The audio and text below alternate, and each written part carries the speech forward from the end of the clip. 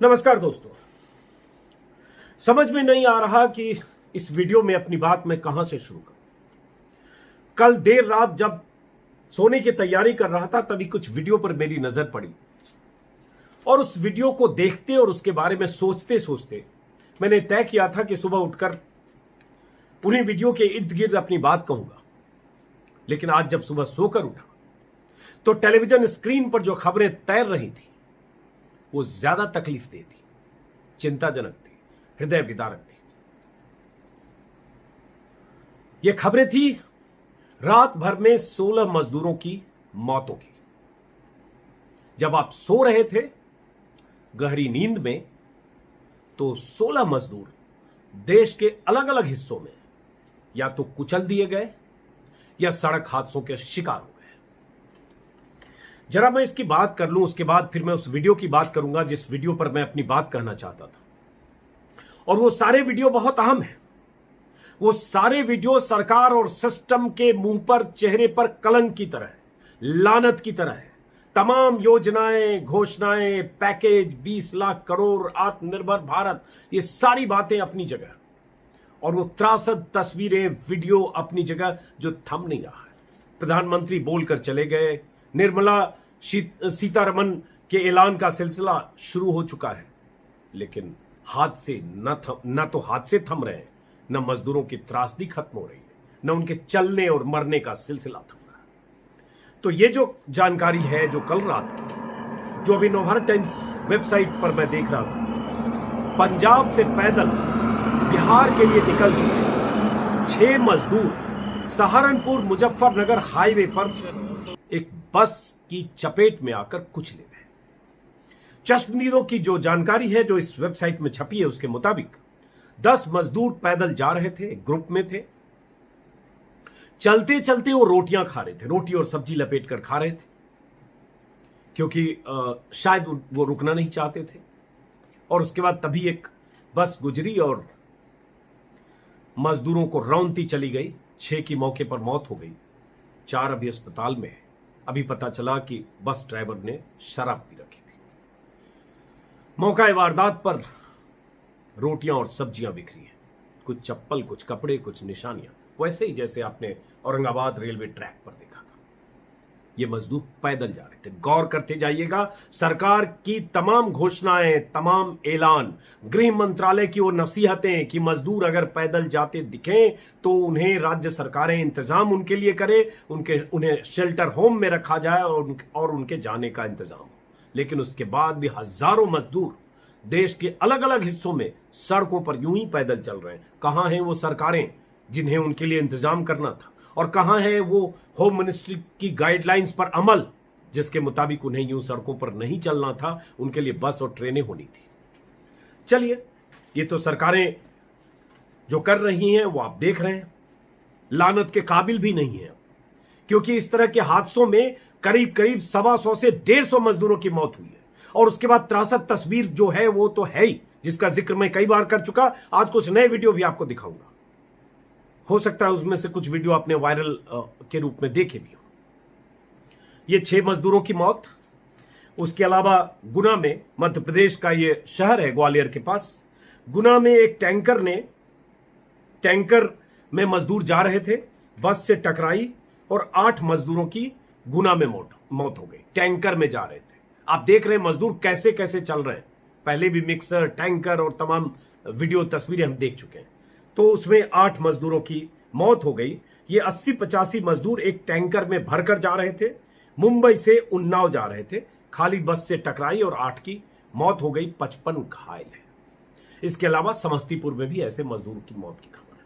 कुल 16 मजदूर। फिर से गौर सुन लीजिए, जब देश की सत्ता, जब सरकारें, जब मुख्यमंत्री, जब प्रधानमंत्री, जब मंत्री, जब गृह मंत्री सब सो रहे होंगे, तो ये मजदूर काल की गाल में समा रहे थे, सड़कों पर बेमौत मारे जा रहे थे। 16 मजदूरों की मौत। आप कह सकते हैं इसमें सरकारों का क्या लेना देना, आप कह सकते हैं इसके लिए सरकार कैसे जिम्मेदार है। आप में से बहुत सारे लोग कह सकते हैं इसके लिए प्रधानमंत्री मोदी तो कतई जिम्मेदार नहीं। मैं किसी की जिम्मेदारी की बात ही नहीं कर रहा हूं, आप खुद तय करिए, सरकारें तय करें। क्योंकि सड़क पर वो निकल रहे हैं, उनके लिए संसाधन, वाहन, गाड़ियों की कमी है, भरोसा है नहीं, जो इंतजामात हैं वो इतने कम हैं कि वो पैदल ही नहीं किस किस तरीके से निकल रहे हैं, जो आगे आपको मैं वीडियो में दिखाऊंगा। हैरान करने वाली तस्वीरें।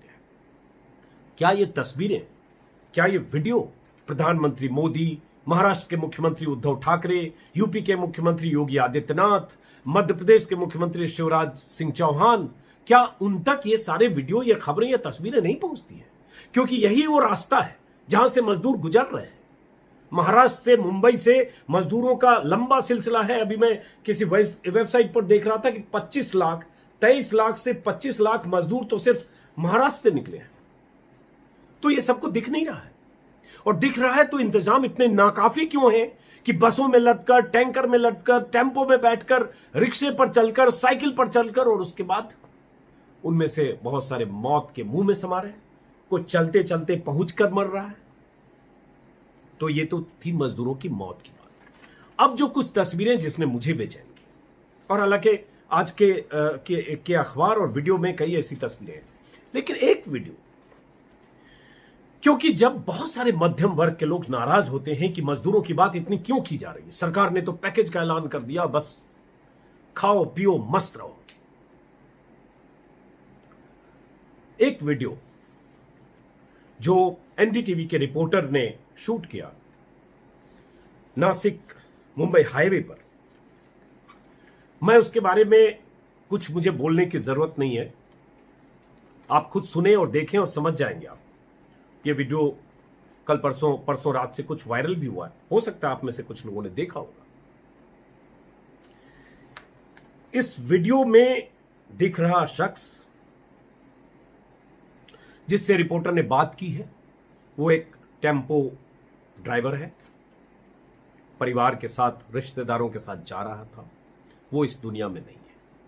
इस कहानी को सुनिए, और उसके बाद ऐसी कई कहानियां हैं जो हमारी सरकारों के मुंह पर लानत है, कलंक है। मैं बार बार ये बात कहूंगा, क्योंकि अगर सरकारें सचेत आज भी हो, हर जिले का डीएम और एसपी और मंत्री से लेकर विधायक और सांसद सतर्क और संजीदा हो जाए, संवेदनशील हो जाए, तो मुझे लगता है तस्वीर बदलेगी।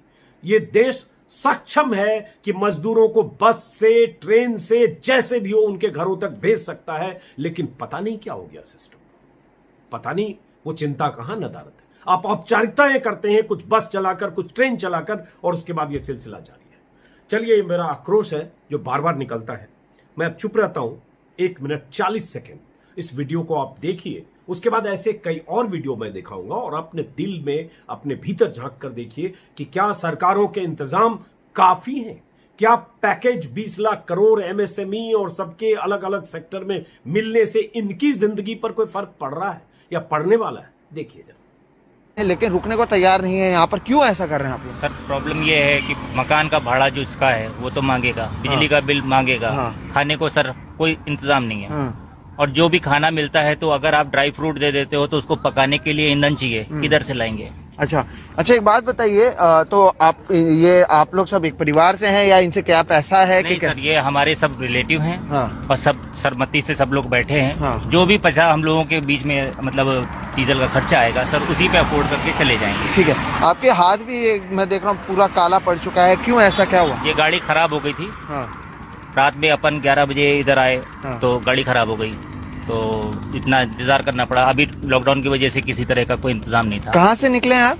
हम भिवंडी से निकले। भिवंडी से निकले, छोटे छोटे बच्चे भी हैं मैं देख रहा हूँ। तो आप देखिए कि हालात क्या हैं। भिवंडी से निकले हैं, गाड़ी खराब हो गई थी तो एक सड़क किनारे रुकाए हैं, गाड़ी को बनाया जा रहा है ताकि आगे जाएं। यहाँ से लखनऊ जाना है, लेकिन आप सोचिए, क्या आपने कभी एक टेम्पो में इस तरह से 19 लोगों को देखा होगा? अमूमन इन दिनों हम जब भी निकलते हैं तो अपने साथ बिस्कुट के पैकेट और 2-4 डिब्बे पानी की बोतलें लेकर चलते हैं। हमने बिस्कुट के पैकेट उन्हें दिए और अगली खबर की तलाश के लिए आगे निकल गए। कुछ ही देर में 11:15 बजे ये टेम्पो भी लोगों को बिठा यूपी के लिए आगे निकल गया।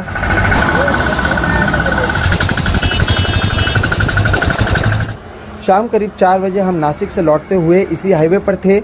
हमें साइड में ये टेम्पो दिखा, हम तुरंत रुके। पता चला कि कुछ देर बाद ही इस टेम्पो का एक्सीडेंट हो गया। पीछे से तेज गति से आ रही एक स्विफ्ट डिजायर ने टक्कर मारी। टेम्पो एक पत्थर से टकराकर पलट गया। ड्राइवर की मौके पर ही मौत हो गई। हम ये खबर सुनकर सन्न रह गए। कुछ भी शूट करने की हिम्मत नहीं। देखा आपने, तो मुंबई के पास भिवंडी से निकला ऑटो पर यह परिवार लखनऊ जा रहा था। सारी कहानी आपने सुन ली। जिस ऑटो चालक से एनडीटीवी के रिपोर्टर ने बात की थी वो इस दुनिया में नहीं है, आपने देख लिया। क्या कहेंगे आप? शौकिया जा रहे थे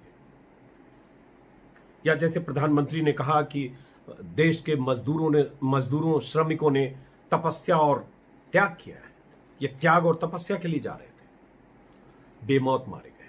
हाँ, एक आत्मनिर्भर बहुत अच्छा शब्द है, उसके इर्द गिर्द बहुत सारे लोग तंज भी कर रहे हैं। एक बात तो मानना पड़ेगा कि मजदूर आत्मनिर्भर होकर जा रहे हैं, ये भी आत्मनिर्भरता थी कि आपस में चंदा किया, एक ऑटो से निकल पड़े, बेमौत वो शख्स मारा गया।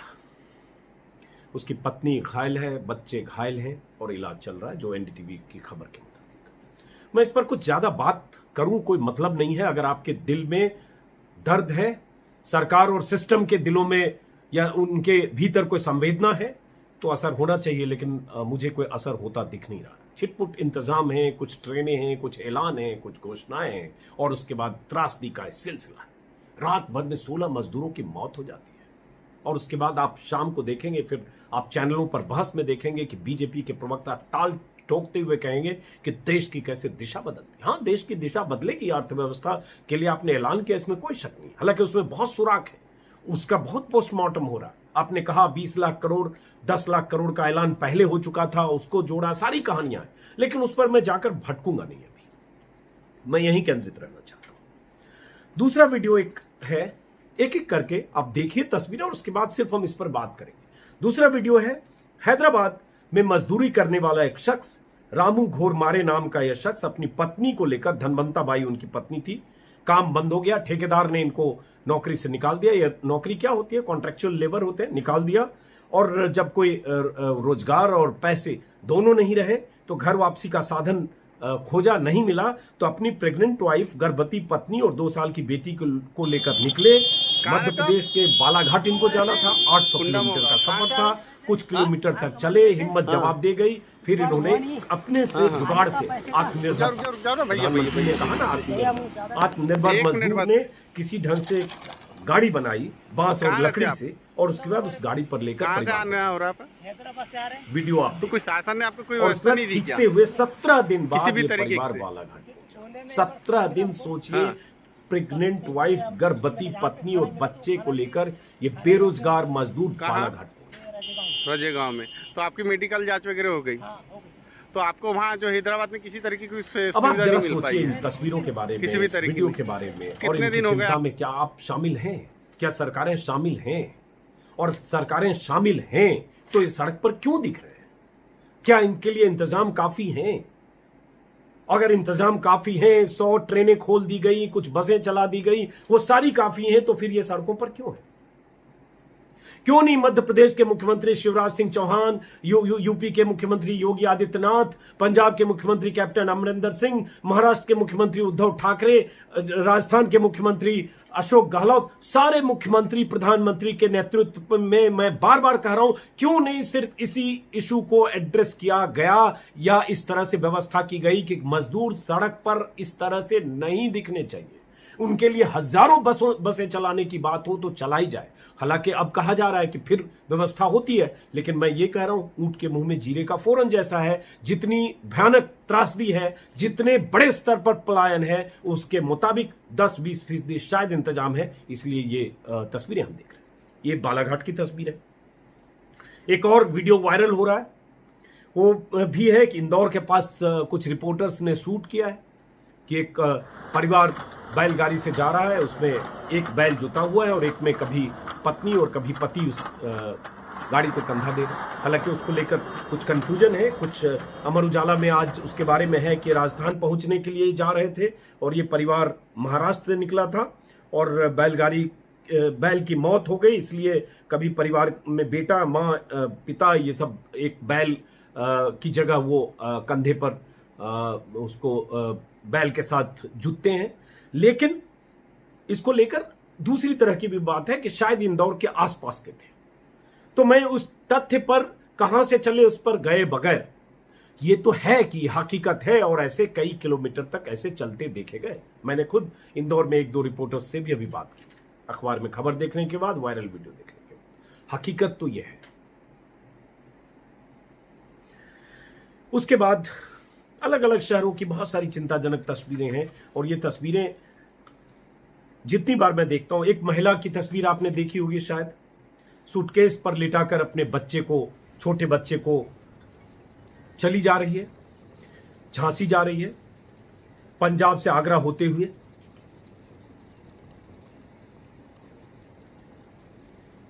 यह वीडियो भी वायरल है। शौकिया तो ये सब नहीं कर रहे, मजबूरी की वो दास्तां है जो दशकों तक भारत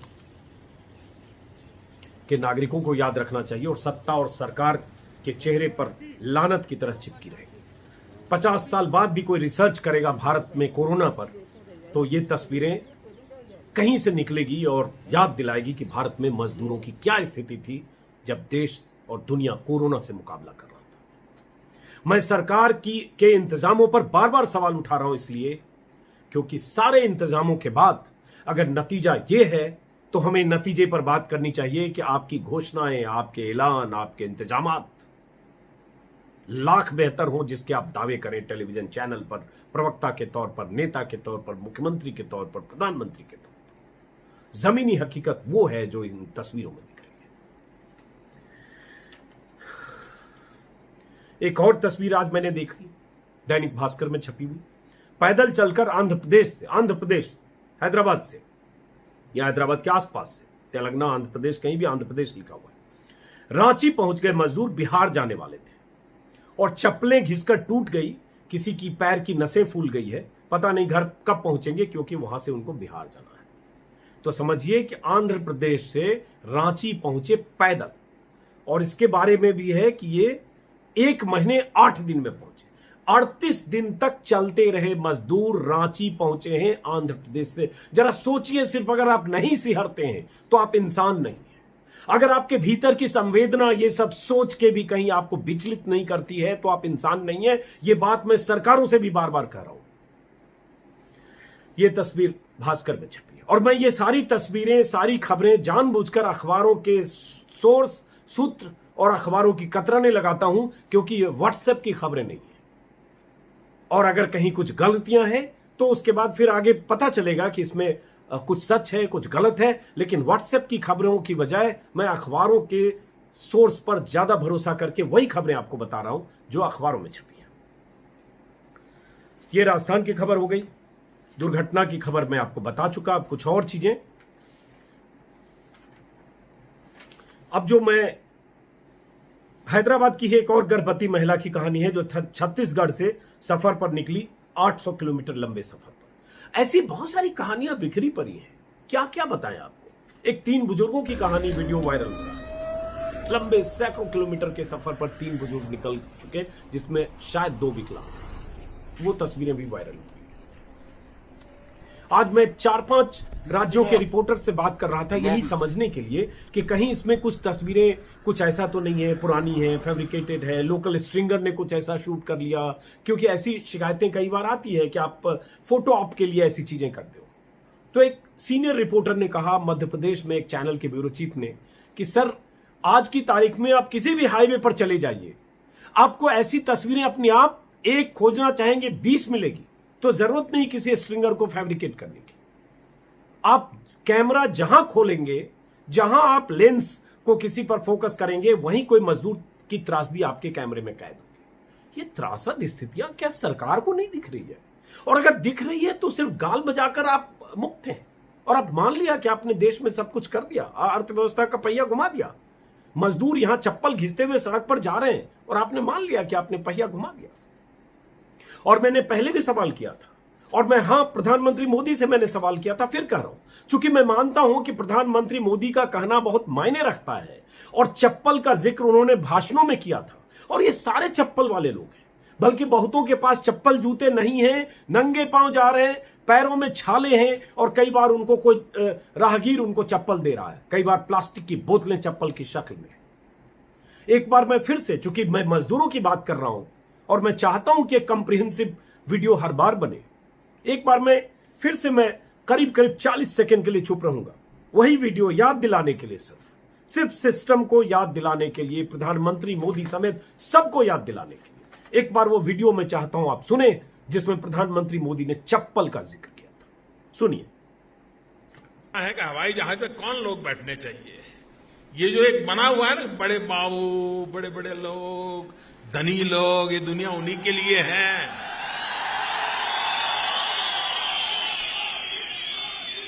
इस देश की जो सुविधाएं अमीरों को प्राप्त हैं, वो मेरे देश के गरीब को भी मिलनी चाहिए।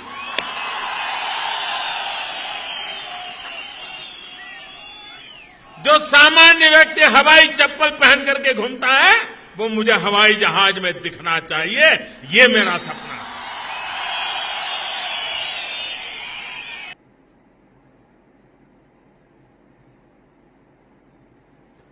तो ये प्रधानमंत्री मोदी थे जो 2017 में शिमला में उन्होंने भाषण दिया था, जिसमें उन्होंने कहा था कि मैं चाहता हूं कि हवाई चप्पल में चलने वाले लोग हवाई जहाज में चलें।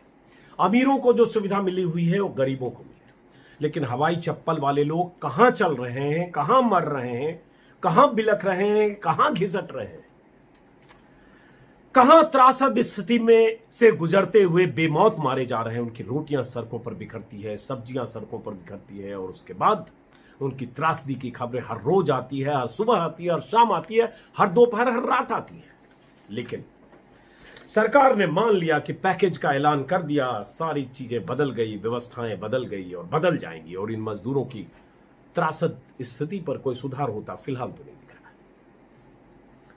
अब इसमें आंकड़ों पर कुछ बात करूं जो अभी मैं देख रहा हूं, और मैं बार बार ये कहूंगा जरूर, क्योंकि महाराष्ट्र से बहुत ज्यादा पलायन है।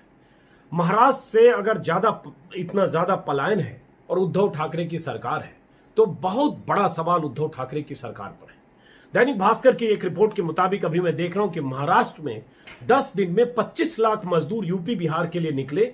8 दिन में 4 गुना बढ़ गया महाराष्ट्र की ओर से आने वाला ट्रैफिक।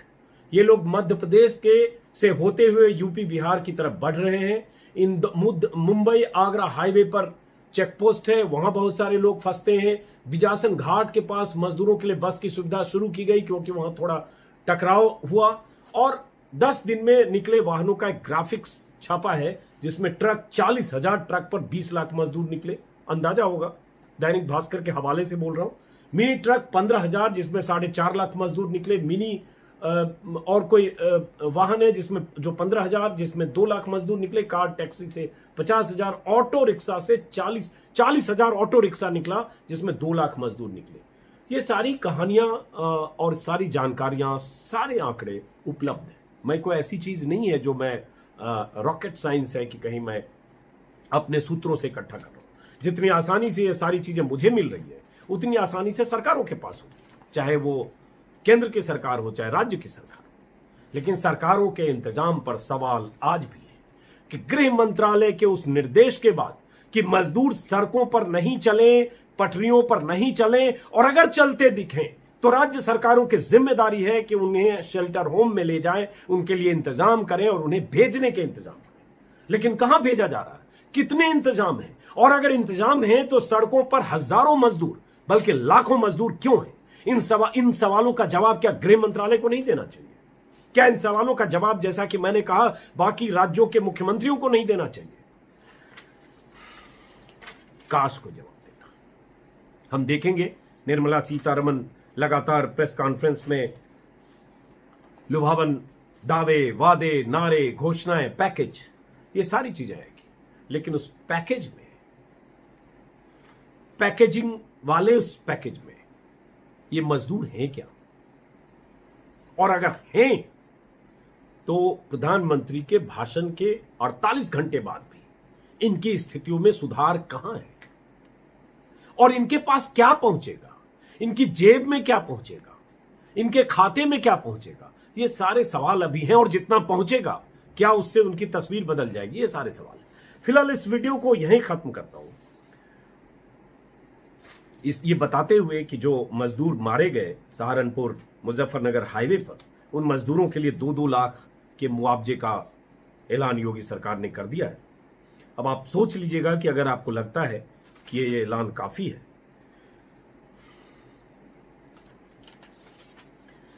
फिलहाल इस वीडियो को खत्म करते हुए, अगर आप लोगों ने हमारे इस YouTube चैनल को सब्सक्राइब नहीं किया है तो सब्सक्राइब करें, ताकि अपना पक्ष, जनता का पक्ष, मजदूरों का पक्ष, सरकार और सिस्टम से सवाल करने वाला पक्ष आपके सामने लेकर हर रोज जब भी मुझे वक्त मिले मैं आपके सामने आ सकूं। नमस्कार।